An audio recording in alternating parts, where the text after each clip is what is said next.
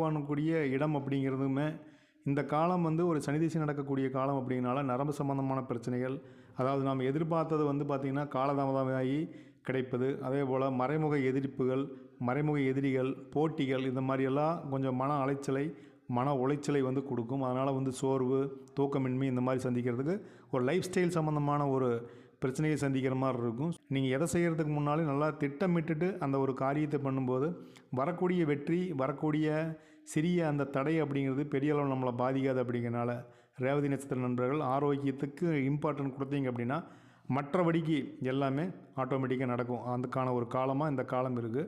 So நண்பர்கள் அதை மட்டும் கொஞ்சம் கவனமாக பார்த்துங்க.